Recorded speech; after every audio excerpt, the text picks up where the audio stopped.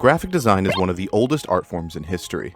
Since letters were invented, people have been trying to make those letters look good, to varying degrees of success. Different cultures with different languages all have interpreted the art of graphic design in wildly varied ways. A logo in Chinese is going to look very different from a logo in Spanish. But what happens when you take a language a country doesn't normally use and make it highly beneficial for companies to market their products in that language? You get this. I've been living in Japan for over 8 years, and something I've gradually noticed is how often companies have begun to rely on a very specific English font. It's a font I'm sure many of you recognize as well, as it has a very storied history in the Western world.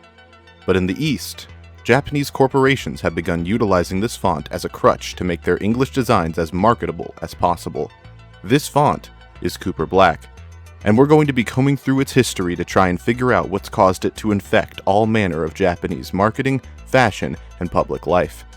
This is the story of how one font managed to conquer an entire country.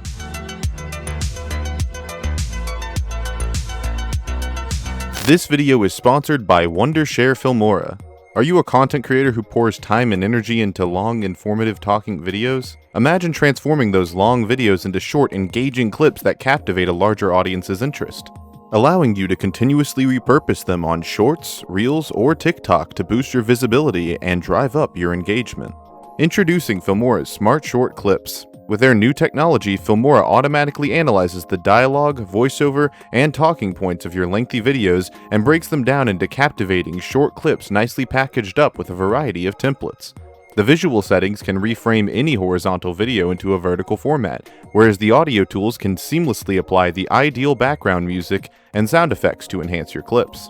So what are you waiting for? Use Wondershare Filmora today to maximize the value of your original videos and reach new heights of visibility and engagement. Download Wondershare Filmora today using my link in the description, and thank you to Wondershare Filmora for sponsoring this video. Cooper Black was created by the typographer Oswald Cooper way back in 1921, and it was immediately obvious that it was ahead of its time. When compared to other members of the Cooper font family, or other contemporary fonts in general, Cooper Black lacked the more old-fashioned sensibilities of the time. Instead of its serifs being prominent and well-defined, they were stubby and overly rounded off.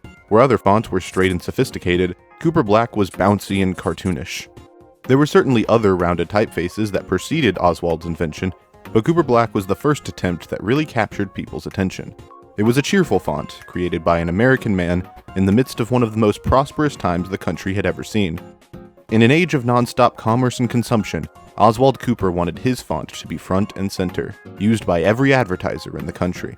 He described it as a font for far-sighted printers with near-sighted customers. Imagine calling out how influential your art is 100 years before it actually hits and being 100% on the money. This man has infinite aura. Advertisers and other typographers would immediately begin to take notice of the versatility Cooper Black offered, as products began to feature the typeface prominently, and copycats began to arise in an effort to mimic the magic of Cooper Black. But even amidst this fervor, Cooper Black would begin to decline in the field of advertising during the 1960s, falling out of fashion as other fonts began to become more widely used. But this decline would be offset by its rise in another area of pop culture, the world of music.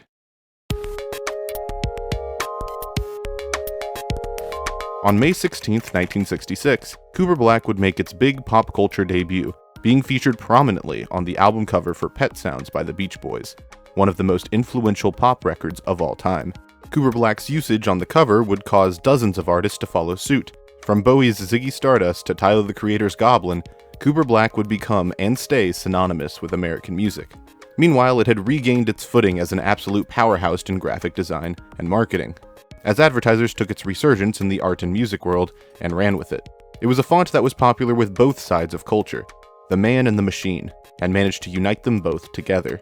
To this day, it's a font that's become one with the aesthetic of 1970s America, one of the few fonts to be so iconic that it could be associated with an entire decade. I would like you to redesign our Parks Department logo. So, we take the old logo from the 1970s and we make limited edition hats, posters, t-shirts, everything. People love limited editions, plus parents will get swept up with the nostalgia and want to go to the parks to recreate the fun they had growing up. At last, 50 years later, the world had finally caught up to the aesthetic Oswald Cooper had foreseen decades before. Unfortunately, the aging typographer would die before he ever had the chance to see it happen. Creating a font is something of a thankless job, even for a font named after its creator like Cooper Black. As far as art forms go, there's few pursuits that bring less notoriety to the ones that make it big. If I asked you to name a famous typographer, you'd probably be at a loss for words. And yet, we see the work of these artists hundreds upon thousands of times every single week. Oswald Cooper was never going to be famous for his typography work. His name was forever fated to be lost amongst the letters he created. His legacy today, whether people know his name or not, will forever be tied to the fonts he created, not to the man himself. Luckily for him, his vision for Cooper Black as a font synonymous with marketing and advertising would one day come to pass. But maybe not how he expected. It didn't take off just in the United States, but in Europe and in Asia, and even in a country an American man in the 30s would have least expected: Japan. Today, Cooper Black is one of the most widely utilized fonts in the entire world. You don't have to look far to find a student using it for a project or a small business using it for their logo. Even all these years later, the font is still being used by the man and the machine alike. It's a font in a tier with Comic Sans, Helvetica, and Times New Roman, as some of the most iconic fonts of all time. But, unlike those fonts, Cooper Black is a font that is strictly American, a trait that has allowed it to completely overtake the country of Japan. To do research for this video, I took the well-traveled walk from Shibuya to Harajuku, and took a picture of every single instance of Cooper Black I could find. Needless to say, it was easily the most common English font to see on the streets of Tokyo. Business signs, advertisements, and most of all stickers all featured Cooper Black front and center. And the reason this font had become so common was because of its cultural association with America. You see, in the same way that Americans use papyrus as the ancient Egypt font, so too do Japanese people use Cooper Black as the American font. This extends from vintage stores using the font to market international clothing, all the way to Uniqlo, Daiso, and Sanrio using Cooper Black as a way to seem more hip and cool. Because in Japan, American pop culture is always in high demand, and nothing screams America quite like this font. This marketing strategy doesn't just extend to native Japanese people either. It's also used on foreigners visiting Japan as well. The path from Shibuya to Harajuku is lined with shops directly targeting visiting foreigners. The famous Takeshita Street is peppered with dozens of these businesses, with many of them using Cooper Black in their marketing or decoration. It's a font that Japanese corporations have labeled as the American font. This even extends to the American branches of Japanese companies. Nissin, the Japanese cup ramen company, doesn't use Cooper Black for their Japanese products. But when they export to America, their logo needs to be Americanized as well. And so, Cooper Black gets used for the iconic Top Ramen logo. But there's one place in Japan that's one of the biggest hotspots for this font. Unsurprisingly, it's also a place that already has American in the name. Okinawa is the Japanese prefecture with the largest amount of American military bases. This concentration of Americans has forced local Japanese business owners to heavily market themselves to these Americans, leading to a gradual blend of Japanese and American culture across the prefecture. This is most obvious in the aptly named American Village, a collection of US-style Japanese businesses that's become its own small community. I actually used to live on the outskirts of the American Village, which led to me noticing how absurdly common it is to see Cooper Black in these businesses. Seriously, it is everywhere. The restaurants and shops that litter American Village are all trying to appeal to both Americans and Japanese tourists trying to find an American experience. And so they end up using Cooper Black as a way to seem just that more authentically American, taking Oswald Cooper's vision for the font and twisting it in a way he could never have predicted.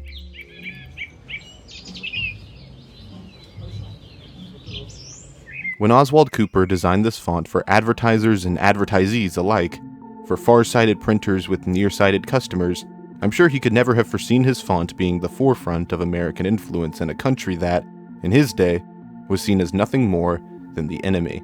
And World War II-era Japan was the last country interested in using English in their advertising. In 1940, the year that Oswald Cooper died, English text and language was declared a combatant language across Japan, the language of the enemy, and thus banned from being spoken or printed in the country.